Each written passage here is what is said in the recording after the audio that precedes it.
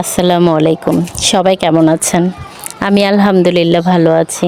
আমাদের ছাদ বাগানে অনেক সুন্দর সুন্দর গাছ হয়েছে। সবগুলোতেই যে ফল আছে তেমন না। এই যে সাজনা আছে, পেঁপে আছে, সফেদা আছে, টুকটাক অনেক কিছু আছে। স্পেশাল যেটা সফেদা আর কৈর, আবার পেঁপে। এগুলো আসলে ছাদ বাগানের সব ফল, সব ধরনের সবজি স্পেশাল, যেহেতু খুব যত্ন সহকারে লাগানো হয়।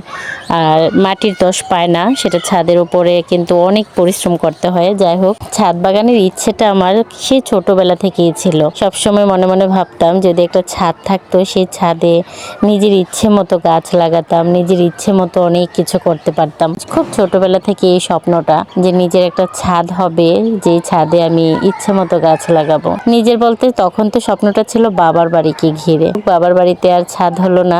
বিয়ের পর স্বামীর বাড়িতে এসে ছাদ পাইনি বা তেমন কোনো জায়গাও পাইনি গাছ লাগানোর। আমার কিন্তু গাছের প্রতি প্রচণ্ড নেশা। আমি গাছ লাগাতে আমার ভীষণ ভালো লাগে।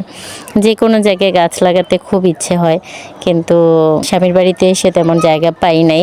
এরপর আলহামদুলিল্লাহ আল্লাহ আমাকে সেই ব্যবস্থা করে দিয়েছে, একটা ছাদ দিয়েছে। সেই ছাদে নিজের ইচ্ছে মতো অনেক গাছ লাগিয়েছি, এখনও লাগাচ্ছি। আর প্রত্যেকটা গাছে, যে কোনো গাছে একটা ফুল ফুটলেও সেটা অনেক তৃপ্তি লাগে, মনে অনেক শান্তি লাগে।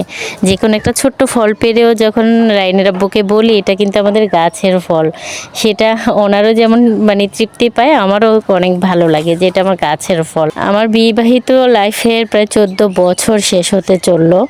মানুষ যখন একের পর এক উপরে উঠতে থাকে তখন তার অনেক অভিজ্ঞতা বাড়ে। জীবনটাও এমন, একটা লাইফ শেষ করে যখন অন্য লাইফে বা অন্য ধাপে আমরা এগিয়ে চলি, তখন আমাদের অভিজ্ঞতা বাড়ে বা অনেক কিছু আমরা শিখি। তা আমাদের এই সংসার, 14 বছরের সংসার, প্রথম অবস্থায় এতটা গুছানো ছিল না, এতটা সুন্দর ছিল না। এখন যেমন নিজের হাতে ছাদ বাগান করছি, নিজের হাতে রান্না বান্না করছি, নিজের হাতে সংসার গোছাচ্ছি। প্রথম লাইফটা এমন ছিল না, একটু এলোমেলোই ছিল। আমার লাইফে আমি দুইটা মানুষকে দেখেছি যারা বিয়ের পর অনেক খুশি ছিল। স্বামীটাও দেখতে অনেক হ্যান্ডসাম, স্মার্ট, তারপর আর্থিক অবস্থাও ভালো, বাড়ি ঘর স্বর্ণ অলংকার দিয়ে মানে সব দিক দিয়ে নাকি এরা একদম মনের মতো পেয়েছে, এই বলে মহা খুশি ছিল। দুইটা মানুষের জীবন আমি দেখেছি, কিন্তু সেটা দেখেছি আমার বিয়ের আগে। এখন বর্তমানে তাদের জীবন দেখলে আমি নিজেই আটকে উঠি। এত সুন্দর পরিপাটি একটা সংসার পেয়েছিল, স্বামী দেখতে এতটা স্মার্ট সুন্দর পেয়েছিল, এত কিছু পরে তাদের জীবনটা এলোমেলো হয়ে গেল কেন? মানুষ তো ভালো পাওয়ার পর খারাপ হওয়ার কথা না, ভালোই থাকার কথা, তাহলে খারাপ হয় কেন? তা আমি আসলে মনের মতো পাইনি, সবকিছু এলোমেলো অগুছানোই ছিল।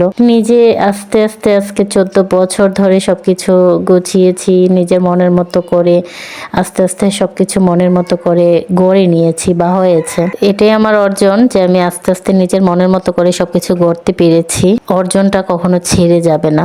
আর যেটা আমি কষ্ট ছাড়া পেতাম সেটা হয়তো বেশি দিন আমার লাইফে থাকতো না। তাই কষ্ট করে যেটা পেয়েছি সেটা আমার 14 বছরের অভিজ্ঞতায় শ্রেষ্ঠ সম্পদ। প্রথম অবস্থাতেই সুখ যখন মানুষকে ছুঁয়ে ফেলে তখন কিন্তু তার সামনে কষ্টটা আগত। সুখ আর দুঃখ হচ্ছে আপেক্ষিক বিষয়। সুখ কখনো ধরে বেঁধে মানুষ কখনো ফিল করতে পারে না, আর দুঃখকে কখনো ধাক্কা দিয়ে ঘর থেকে বের করে দেয়া যায় না। এটা হচ্ছে আমাদের আল্লাহর হাতে, সুখ দুঃখ পর্যায়ক্রমে জীবনে আসবে, এটাই জীবন। তারপরও নিজেকে মানিয়ে নিতে হয়, নিজেকে মেনে নিতে হয়, অনেক কিছুর সাথে নিজে স্ট্রাগল করতে হয়। আমিও অনেকটা স্ট্রাগল করেছি, অনেক কষ্টের পর আমি আজকে এই পর্যায়ে পৌঁছাতে পেরেছি। তো আমার ছাদ বাগানের যে স্বপ্নটা এখন পূরণ হয়েছে সেটা তো বলে মানে ভাষায় প্রকাশ করা যাবে না। আর এগুলা সবকিছু আস্তে আস্তে পুরনো স্মৃতিতে পরিণত হবে। এখন যেই দিনগুলো যাচ্ছে বর্তমান সময়ের, সেগুলো হয়তো আমরা ততটা স্পেশাল ভাবছি না বা বুঝতে পারছি না এই প্রত্যেকটা দিন কতটা স্পেশাল। যখন দীর্ঘ 5 বছর পর ঘুরে দাঁড়াবো যে আমার 5 বছর আগের লাইফটা কেমন ছিল, 5 বছর আগে আমার এমন সুন্দর গাছ ছিল, ছাদ বাগান ছিল, তখন হয়তো আক্ষেপ করব, আফসোস করব ওই দিনগুলো কত সুন্দর ছিল। জীবনটা এমনই, কেউ কখনোই দিন বসে থাকে না, সময় বসে থাকে না, সময় এগোতে থাকে, কিন্তু পিছনের দিনগুলো ভেবেই আমরা বেশি আক্ষেপ করি বা বলি ওই দিনগুলো অনেক সুন্দর ছিল। এটাই জীবন, এভাবে লাইফ কাটাতে হয়। সুখ দুঃখ নিয়ে মানুষের জীবন, কখনো হতাশ হবেন না, এগিয়ে যান আল্লাহর উপর ভরসা রেখে।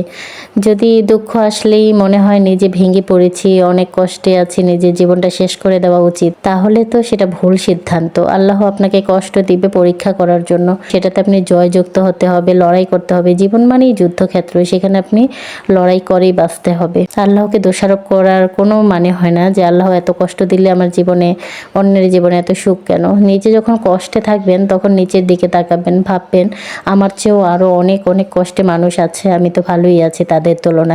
তখন দেখবেন আপনার কষ্টটার কষ্টই মনে হবে না, দেখবেন আপনার মনে হবে আমি অনেক ভালো আছি। তাই অন্যের, যারা আপনার চেয়ে উঁচু লেভেলে আছে, অনেক সুখে আছে, রাজপ্রাসাদে থাকে, পাঁচতলায় থাকে, তাদের দিকে তাকিয়ে কখনো আফসোস করবেন না। তাহলে আমার আল্লাহ কিন্তু অখুশি হবে যে তাকে যেমন রেখেছি সে এটা নিয়ে সন্তুষ্ট না, সে আরও ভালো কিছু চাইছে।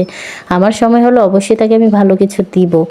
তো সেই সময়ের অপেক্ষায় থাকেন, কখনো অন্যকে দেখে আফসোস আক্ষেপ করবেন না। আজকে এ পর্যন্ত। আমার ছাদ বাগানটা আসলে কার কার কাছে ভালো লাগে একটু জানাবেন। আমার ছাদ বাগান আমার কাছে তো ভীষণ ভালো লাগবেই, আপনাদের কাছে কেমন লাগে জানাবেন। সবাই ভালো থাকবেন, সুস্থ থাকবেন। আল্লাহ হাফেজ।